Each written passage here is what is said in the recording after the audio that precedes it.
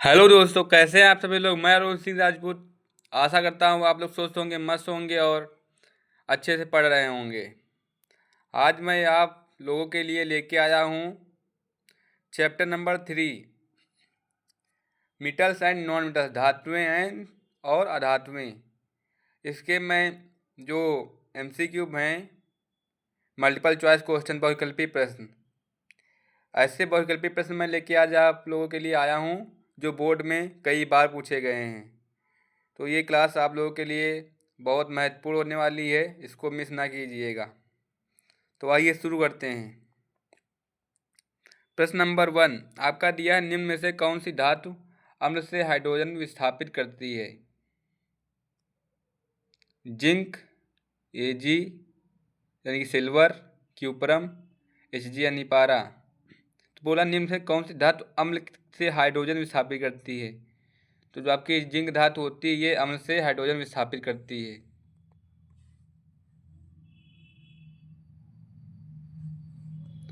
उपधातु है।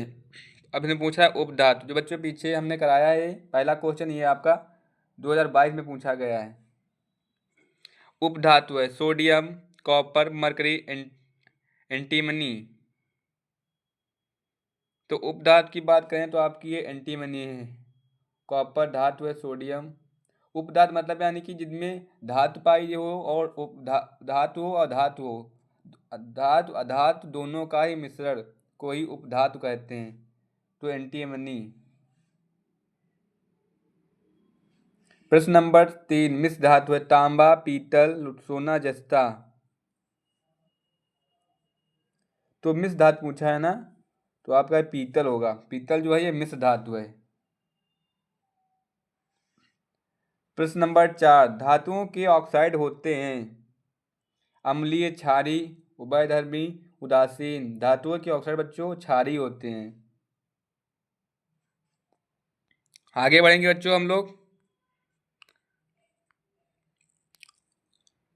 बोला है हाइड्रोजन है, धातु है, अधातु है, उपधातु है, मिश्र धातु है। हाइड्रोजन क्या है बच्चों, ये अधातु है। प्रश्न नंबर 6 धातु जो सामान्य ताप पर द्रव अवस्था में पाई जाती है ब्रोमीन, जल, लोहा, पारा। पूरा सामान्य ताप पर द्रव अवस्था में पाई जाती है। जो आपका पारा है सामान्य अवस्था में, द्रव अवस्था में पाया जाता है सामान्य ताप पर।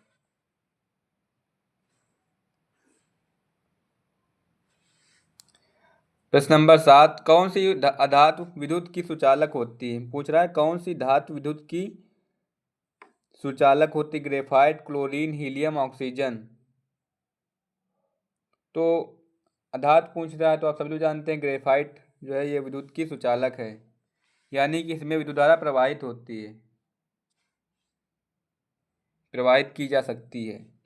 एंटीमनी है एक धातु, उपधातु, अधातु, मिश्र धातु। अभी हम लोगों ने देखा ये उपधातु है। ये प्रश्न बच्चों आया आपका 2014 में, 2016 में, 2023 में और 2022 में। कृत्रिम सोना है बच्चों, धातु, अधातु, उपधातु, मिश्र धातु। तो कृत्रिम सोना बच्चों हमारा मिश्र धातु है। जो मिश्र धातु होती है कृत्रिम सोना है। कृत्रिम मतलब मानव के द्वारा बनाया गया। आगे बढ़ते हैं बच्चों हम लोग। धातुओं के ऑक्साइड होते हैं उभयधर्मी, अम्लीय, क्षारीय, इनमें से कोई नहीं। तो इसमें पूछा धातुएं के ऑक्साइड होते हैं। धातुओं के ऑक्साइड बच्चों अम्लीय होते हैं। आगे बढ़ते हैं हम लोग बच्चों। जिनमें धातु और अधातु दोनों के गुण होते हैं कहलाते हैं धातु, उपधातु, अधातु, मिश्र धातु। जिनमें धातु और अधातु दोनों के गुण बच्चों पाए जाते हैं वे उपधातु आपके कहलाते हैं। प्रश्न नंबर 12 धातु वे होते हैं जो धनायन बनाने की प्रवृत्ति होती है, दृढ़ायन बनाने की प्रवृत्ति होती है, हथौड़े से पीटने पर चूर चूर हो जाते हैं, विद्युत और ऊष्मा के सुचालक होते हैं। तो पूछा धातुएं वे होते हैं नहीं कि धनायन बनाने की प्रवृत्ति होती है। आपका ये वाला सही हो जाएगा, ये इज करेक्ट। आगे बढ़ते हैं बच्चों हम लोग। प्रश्न नंबर 13, लवणों के विद्युत अपघटन से धातु किस इलेक्ट्रोड पर मुक्त होती है? एनोड पर, कैथोड पर, दोनों पर, किसी पर भी नहीं। तो ये आपकी कैथोड पर। प्रश्न नंबर 14, क्या बोल रहा है? अम्ल गम होते हैं उपधातु धातु विषमांगी मिश्रण मिश्र धातु। बच्चों यह प्रश्न आपका आया है 2013 में और 2017 में। इसको आप लोग स्टार पॉइंट कर लीजिएगा। तो हमसे पूछा है अलगम होते हैं उपधातु बच्चों नहीं होते, ना धातु होते हैं, ना विषमांगी मिश्र होते हैं, ये मिश्र धातु होते हैं, मिश्र धातु।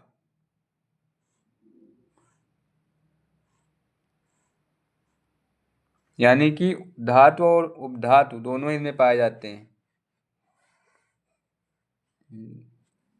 कांसा में पाया जाता है cuprum hydrogen, CuSN, CuZN, CuPb। ये बच्चों आपका प्रश्न आया है 2012 में। तो इसमें आपका पाया जाता है CuSN, क्यूप्रम। प्रश्न नंबर 16, आइए बच्चों प्रश्न नंबर 16 देखते हैं हम लोग। बोला है सामान्य ताप तथा दाब में कौन सी अधातु द्रव अवस्था में होती है? Chlorine, iodine, fluorine, bromine. ये प्रश्न बच्चों आपका आया है 2023 में। तो बता रहा सामान्य ताप तथा दाब में कौन सी अधातु द्रव अवस्था में होती है? आप सभी लोग जानते हैं ये ब्रोमीन जो होती है द्रव अवस्था में होती है। प्रश्न नंबर 17, निम्न में से कौन सी धातु जल के साथ सामान्य ताप पर ही अपक्रिया कर लेती है? सोडियम बच्चों।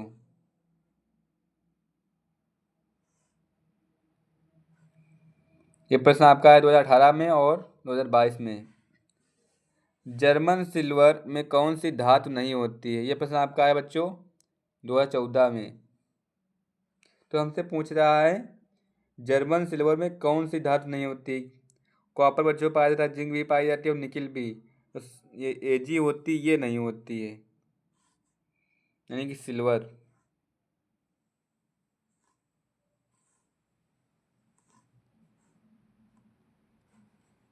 आगे बढ़ते हैं बच्चों हम लोग। प्रश्न 19, मुद्रा धातु है। क्या बोल रहा है? मुद्रा धातु है। जिंक है, Sn है, कॉपर है या लेड है? तो मुद्रा धातु है आपकी कॉपर, क्यूप्रम, यानी कि क्यूप्रम। आगे बढ़ते हैं बच्चों हम लोग। प्रश्न नंबर 20, जस्ता धातु हाइड्रोक्लोरिक अम्ल से क्रिया करके कौन सी गैस निष्कासित करता है? Ozone, oxygen, hydrogen, nitrogen. तो जस्ता धातु हाइड्रोक्लोरिक अम्ल से क्रिया करके कौन सी गैस निष्कासित करता है? ये आपके बच्चों हाइड्रोजन गैस जो होता है वो निष्कासित करता है। ये प्रश्न आपका बच्चों आया है 2017 में।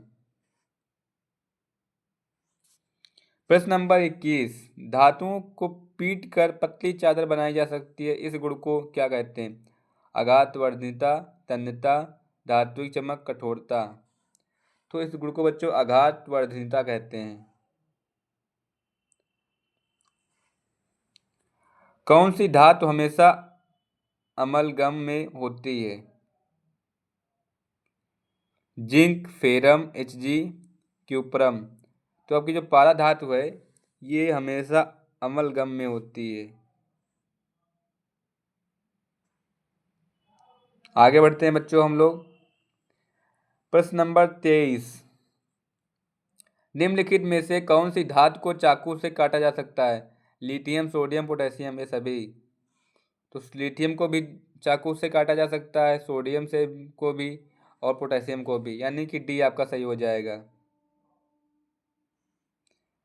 प्रश्न नंबर 24, एल्युमिनियम पर मोटी ऑक्साइड की परत बनाने की प्रक्रिया को क्या कहते हैं? एल्युमिनियम पर मोटी ऑक्साइड की परत बनाने की प्रक्रिया को बच्चों एनोडीकरण कहते हैं। आप सभी लोग जानते हैं। तो आइए आगे बढ़ते हैं हम लोग। प्रश्न नंबर बच्चों 25 देखेंगे हम लोग। सक्रियता श्रेणी में सबसे अधिक अभिक्रियाशील धातु कौन सी है? आपका ऑप्शन दिया है ए सोडियम, बी दिया है मैग्नीशियम, सी दिया है एयू, डी दिया है पोटेशियम। तो पूछे सक्रियता श्रेणी में सबसे अधिक अभिक्रियाशील धातु कौन सी है? तो सबसे अधिक आपकी अभिक्रियाशील धातु पोटेशियम है।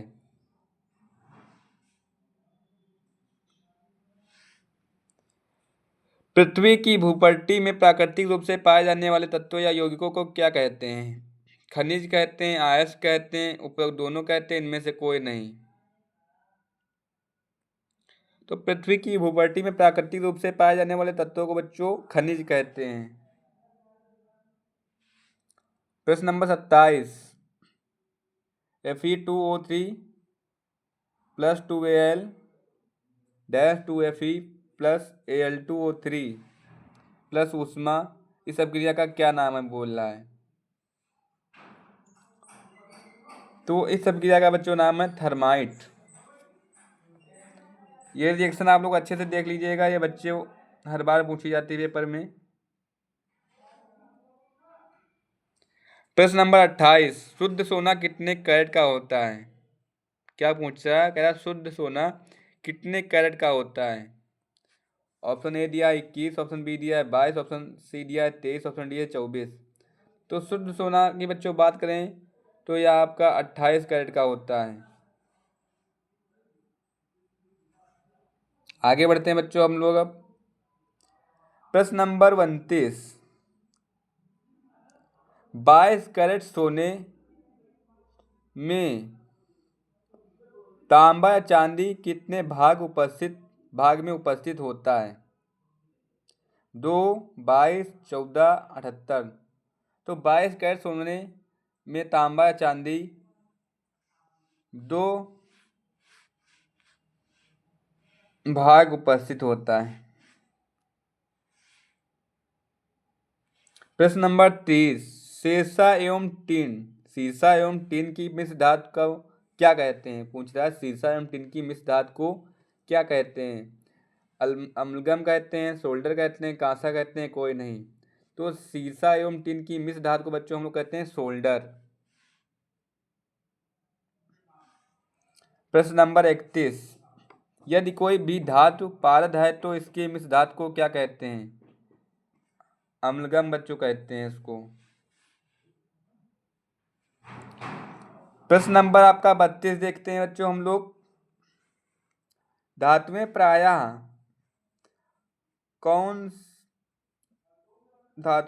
कौन सा गुण प्रदर्शित नहीं करती हैं? धातुएं बच्चों होती हैं कौन सा गुण प्रदर्शित नहीं करती हैं? तन्यता का, आघातवर्धनीयता का, ध्वनि उत्पन्न करना, धूसरता। तो धातुओं में बच्चों तन्यता का भी गुण पाया जाता है, आघातवर्धनीयता का भी गुण पाया जाता है, ध्वनि यानी कि वो ध्वनि भी उत्पन्न करती हैं। जो धूसरता यही आपका सही हो जाएगा बच्चों। प्रश्न नंबर 33।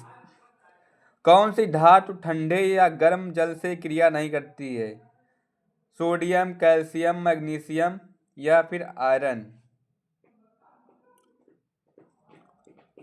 बताइए बच्चों आप लोग। पहले पूछ रहा है कौन सी धातु ठंडे या गर्म जल से क्रिया नहीं करती है? तो सोडियम भी बच्चों ये क्रिया करती है, कैल्शियम भी और मैग्नीशियम भी।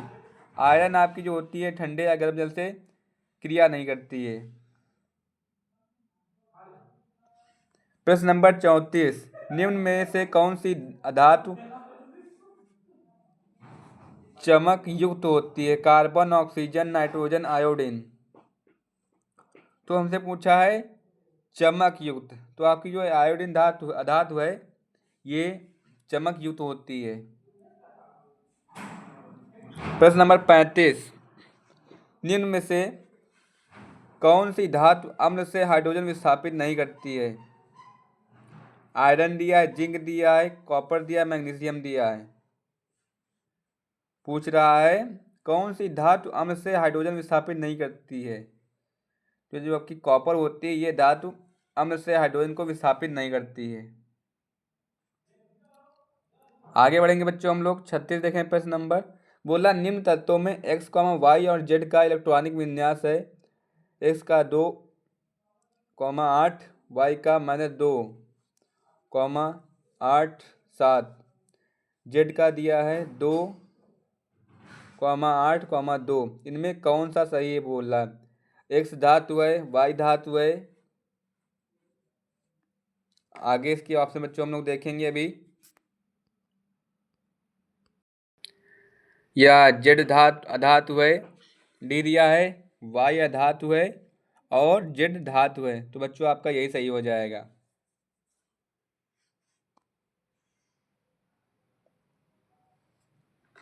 बात करेंगे हम प्रश्न नंबर 37 की। यसद लेपन में किस धातु की परत चढ़ाई जाती है।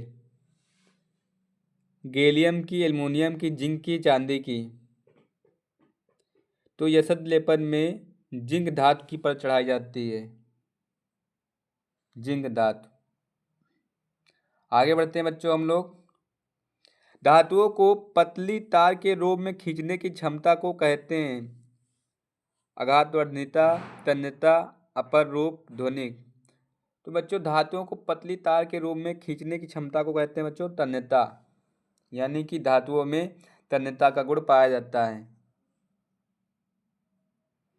प्रश्न नंबर 42 देखेंगे बच्चों हम लोग। दिया है पाइराइट अयस्क को वायु में गर्म करके सल्फर को दूर करने की क्रिया को कहते हैं। निस्तापन, भर्जन, प्रगलन,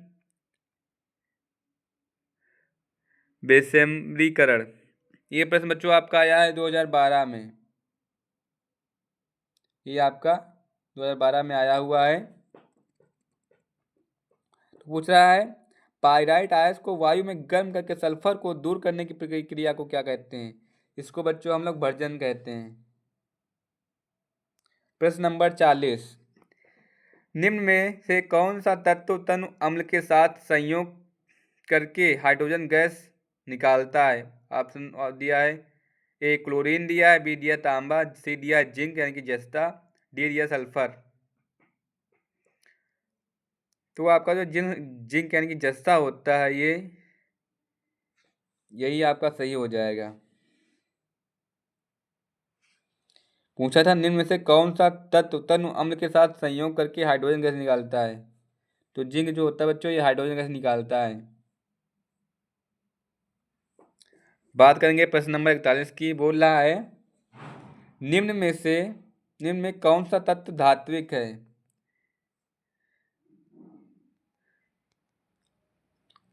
ऑप्शन पी दिया फास्फोरस, सी दिया हीलियम, लिथियम, सोडियम। तो तत्व धात्विक होता है बच्चों। ये प्रश्न आपका आया है 2022 में और 2020 में। तो लिथियम जो होता है बच्चों ये आपका धात्विक होता है, धात्विक तत्व है। आगे बढ़ेंगे बच्चों हम लोग। अब हमसे पूछा अधातु है। Potassium, phosphorus, aluminium, sodium. बच्चों फास्फोरस नहीं दिया है बच्चों, AF सूत्र प्रतीक होता है बच्चों उसका। यहाँ पे बच्चों जो आपका बी दिया है यहाँ पे Fe होना चाहिए यानी कि आयरन। ये ई नहीं लिखा है, यहाँ पे ये होगा Fe। तो हमसे पूछा अधातु है। तो अधातु बच्चों आपकी ये आयरन ही है।